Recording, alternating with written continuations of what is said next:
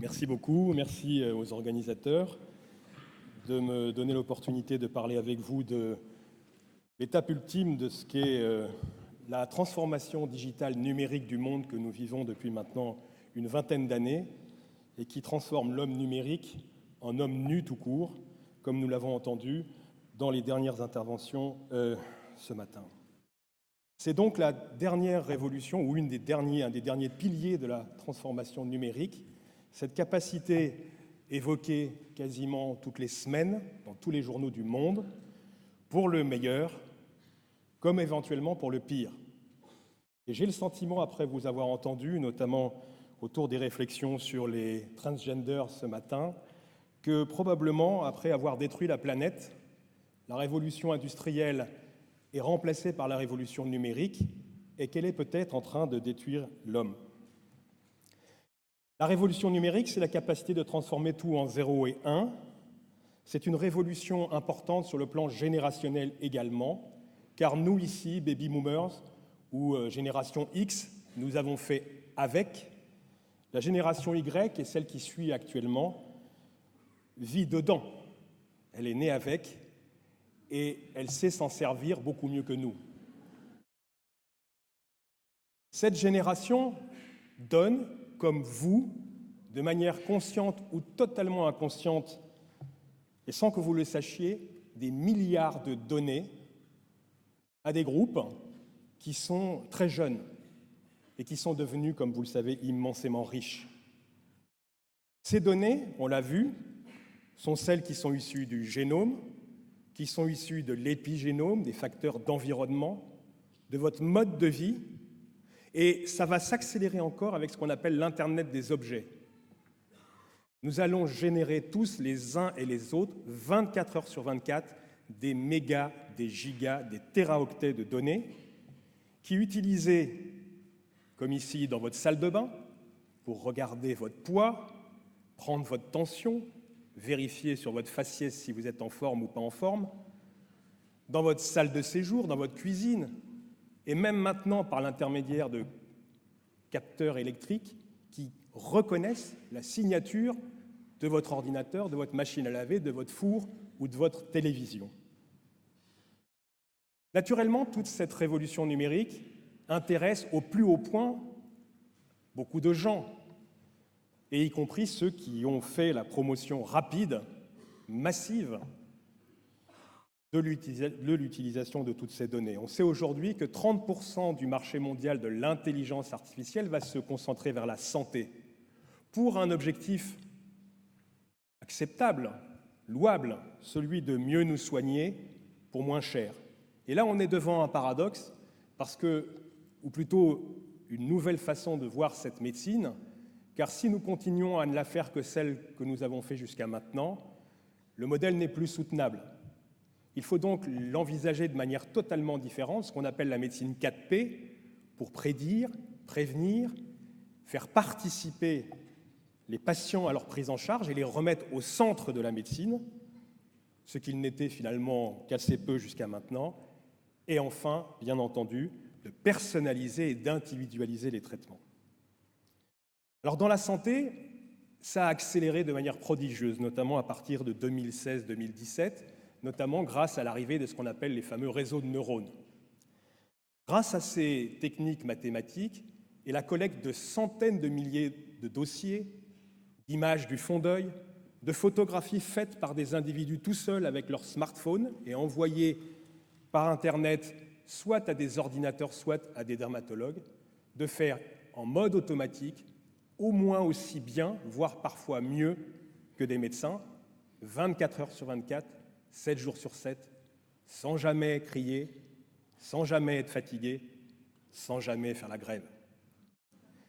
J'ai mis cette illustration pour mon ami et mentor Gabriel Steg. Aujourd'hui, des solutions de capture de l'électrocardiogramme, soit sur vos montres, soit sur des objets connectés, permettent de les envoyer dans le cloud et de lui envoyer, après qu'elles aient été analysées, sur son téléphone dans quelques minutes, des informations au sujet d'un de ses patients très chers qui est en train de faire un infarctus du myocarde ou qui va, dans les 30 minutes qui vont suivre, faire une mort subite. Dans le domaine de la chirurgie, les choses également ont progressé de manière considérable. La reconstruction numérique des images de vos scanners, de vos IRM, permettent également à des chirurgiens de vous voir en réalité augmentée. La lunette que porte ce chirurgien lui permet de voir ce qu'il opère et en déplaçant sa tête de quelques centimètres, de voir ce qu'il y a derrière ce qu'il opère et ainsi de ne pas rentrer dans l'aorte ou quelque autre gros vaisseau. Et demain, des robots nous opéreront. Enfin, dans le domaine de l'intime, l'analyse de vos données et de vos métadonnées, c'est-à-dire combien de fois vous avez envoyé de SMS, combien de fois vous êtes connecté sur vos pages Facebook, les mots que vous avez utilisés, l'analyse de votre visage permettent aujourd'hui à Facebook de prédire avec un niveau de précision tout à fait incroyable si vous êtes en train de devenir un dépressif et éventuellement à risque de vous suicider. Pour finir, les robots qui permettront d'être demain des assistants personnels pour des enfants comme des sujets âgés, comme par exemple au Japon, où c'est devenu le pays le plus fabricant de robots et qui les utilise naturellement avec beaucoup de travaux de recherche pour explorer leur capacité à rentrer au mieux dans l'intimité des personnes âgées. Des promesses, des limites. D'abord, la qualité des données, les biais des données. La deuxième, c'est que corrélation n'est pas causalité. Et ce n'est pas parce que quand vous sortez et qu'il a plu, il y a plein de grenouilles sur la route, que je vous permets de dire qu'il pleut des grenouilles. Troisièmement, le caractère assez inexplicable de certaines black box, ces fameux algorithmes à l'intérieur des réseaux de neurones. Quatrièmement, le risque de disparition des compétences et éventuellement des emplois, et y compris dans le domaine médical, ce qui fait que le jour où l'ordinateur est en panne, on peut se retrouver en situation difficile. Et puis toute la place laissée à l'intuition, à l'empathie, et pour nous faire acheter ces nouvelles techniques, on nous vend le fait que nous devrions faire une médecine réhumanisée. Mais la médecine, c'est déjà normalement, et c'est comme ça qu'on doit la faire, humaniste et humain. C'est donc l'associer à des pratiques qui sont probablement insuffisantes.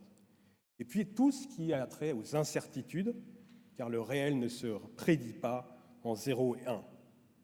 Et enfin, et beaucoup plus grave encore, à qui appartiennent nos datas, vos datas, les algorithmes et leurs usages. Alors, augmenter le médecin, réhumaniser la médecine, consulter par télémédecine, dites A, plutôt dites IA. Laissez à des gens, Facebook, mais tous les autres sont dans le même paquet, la possibilité de revendre vos données, et aujourd'hui, que vous le soyez d'accord ou pas d'accord, à partir du moment où vous avez un téléphone portable, il y a sur la planète plus de 20 personnes qui savent qui vous êtes, où vous êtes, ce que vous faites. En Chine, vous arrivez à un commissariat de police, vous laissez votre passeport, vous retournez vous promener dans la ville, et 7 minutes plus tard, vous êtes reconnu et arrêté par la police. Il y a même maintenant les délits de « pourrait devenir dangereux », ce qui n'est pas sans poser évidemment de problème pour la société. Mais non seulement nos smartphones nous captent, nous géolocalisent, parfois, sans que nous le sachions, ils envoient des images de nos captures d'écran, et maintenant ils ont inventé un truc encore plus fantastique, ils nous écoutent. À Noël, on va vendre des millions de Alexa, Google Home, etc., qui entendent les gens parler. D'ailleurs, c'est assez intéressant de voir que de temps en temps, ils finissent par les considérer comme de véritables personnes, les insultant, leur parlant n'importe comment, et que de temps en temps, deux systèmes de cette nature finissent par parler les unes avec les autres. Et puis demain, c'est la capacité de capter notre esprit par des systèmes analytiques de notre électroencéphalogramme et de faire décoller un drone uniquement en y pensant, ou d'enregistrer même pendant notre sommeil. Alors évidemment, il y a des dérives à tout ça, et vous connaissez quelques-unes d'entre elles. Le déni de démocratie, l'illusion d'être moins seul, la soudaine nécessité de vivre dans des mondes virtuels, et comme par hasard ici, jamais les uns dans le même monde que les autres, avec une disparition complète de la vision, ou enfin cette volonté impérieuse de faire du selfie. Et tout ça amène à de la souffrance.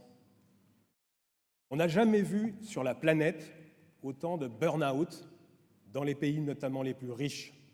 Et ça touche le personnel de soins. Aux États-Unis, à Boston, au Massachusetts General Hospital, 30 à 40% des professionnels médicaux et paramédicaux sont en burn-out. Et la France également est en souffrance, ce que par exemple nous pourrons revoir demain.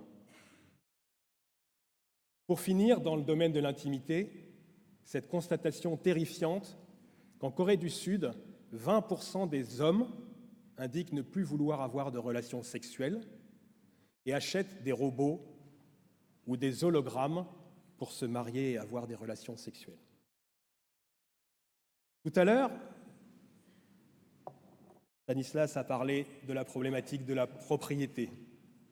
Et il a parlé de 23andMe, qui est une spin-up de Google. 23andMe a collecté des données dont il vous a dit que pour certaines, elles avaient été exploitées à des fins qui n'étaient pas celles prévues au départ. 23andMe, cette année, a annoncé avoir fait un deal avec un grand laboratoire pharmaceutique pour une très forte somme, de manière à récupérer ces données d'ADN et permettre à l'industrie pharmaceutique de mieux cibler de nouveaux traitements, ce qui peut avoir du sens, mais qui naturellement n'a probablement pas été fait avec le consentement de tous et éventuellement le refus d'un grand nombre. Google est maintenant capable de prédire l'heure de la mort. Vous allez dire, ça c'est une fake news. Ce n'est pas une fake news, c'est quelque chose publié dans un grand journal, Nature, où on prend les individus, 100 000, il n'y a que Google qui puisse faire ça, et on regarde leurs paramètres à l'arrivée à l'hôpital, et avec une précision proche de 95%, on est capable de dire ou non si un individu va mourir demain, après-demain ou dans 5 jours. Et là, vous comprenez l'inquiétude qu'on pourrait avoir, notamment dans le contexte médico-business économique qu'a généré la transformation techno-ultralibérale sauvage. Vous avez peut-être vu arriver Pay as you drive pour votre assurance. Et c'est d'ailleurs un des moyens pour les assureurs, en mettant des mouchards dans les voitures, de vérifier que vous les conduisez bien, d'accéder aux données de la police pour vérifier que vous n'avez pas des infractions tous les 3 jours. Alors Pay as you live pourrait arriver demain et dès lors nous exposer à des choses comme celle-là.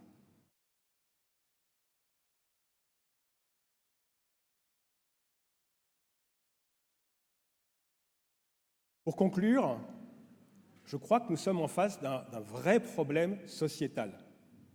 Ce vrai problème sociétal nous interroge. Ça tombe bien car la transformation digitale du monde est celle qui a permis de transformer les organisations de la société de top-down, c'est-à-dire on va vous dire ce qu'il faut faire, vous allez le faire, vous allez être heureux comme ça. C'était la société de consommation, celle qui a détruit la planète, et dont on sait depuis quelques semaines que 50% de l'humanité d'ici 2100 sera exposée à des risques vitaux liés à l'environnement, tremblements de terre, tsunamis, éruptions. Et elle a donné à l'ensemble des individus ce qu'on appelle « empowerment of people », l'encapacitation, notre capacité de faire le meilleur comme le pire. Et je crois, et je ne suis pas le seul naturellement, car des gens bien plus savants que moi pensent qu'il est temps de réagir, soit dans une version idéaliste, tout ça va améliorer l'humanité, soit dans des versions beaucoup plus critiques, et je vous invite réellement à lire ce livre de Éric Sadin, et in fine d'envisager des règles éthiques. Mais qui conduit ces règles éthiques? Aujourd'hui, par exemple, Google, Facebook, Amazon et les autres ont convoqué des comités d'éthique dans le but de respecter les critères d'équité, de fiabilité, de confidentialité, de transparence, de responsabilité et aussi de non-discrimination, car cette révolution numérique nous expose à avoir ceux qui savent, ceux qui peuvent se l'offrir, et puis les autres, avec une réelle fracture numérique très importante. Donc voilà ce que je voulais vous dire, un enjeu sociétal, beaucoup de promesses, mais quelques limites, Et soyons réalistes pour gagner toutes les premières parties ou idéalistes pour gagner la dernière. C'est à nous de voir. Merci pour votre attention.